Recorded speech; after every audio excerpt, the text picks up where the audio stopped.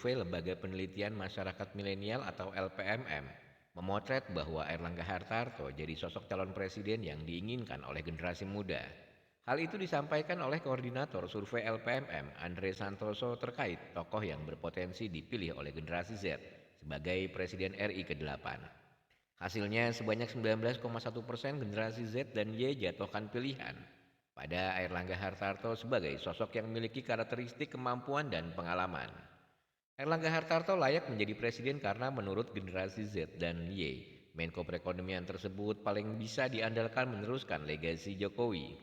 Selanjutnya, kata Andre, ketika dilakukan uji simulasi 7 nama tokoh yang disodorkan pada kertas kuesioner kepada responden.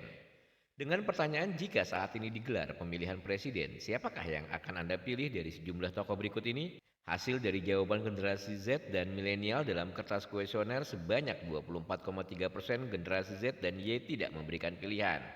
Sedangkan nama tokoh yang paling tinggi tingkat keterpilihannya oleh generasi Z dan Y jatuh pada Erlangga Hartarto sebanyak 23,4%.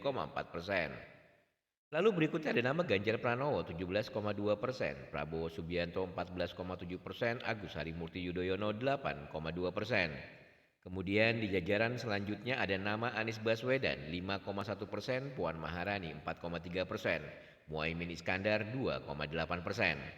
Andre membeberkan berdasarkan survei penduduk BPS 2020, jumlah generasi Z yang ada saat ini mencapai 74,93 juta jiwa, disusul dengan milenial 69,38 juta jiwa. Dengan jumlah itu, generasi Z diperkirakan menjadi kelompok pemilih terbesar yang akan mendominasi dalam pemilu 2024. Oleh karena itu, kata Andre, dukungan suara generasi Z dan generasi Y menjadi faktor penting kemenangan pemilu 2024, mengingat besarnya komposisi pemilih.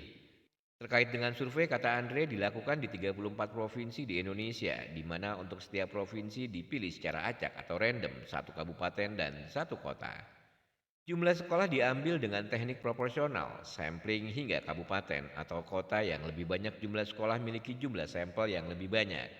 Total jumlah sampel dalam survei ini adalah 2.181 orang yang terdiri dari 1.090 generasi Z yang sudah dan akan memiliki hak pilih pada pemilu 2024. Sementara ada 1.091 orang generasi milenial yang menjadi sampel dalam survei ini.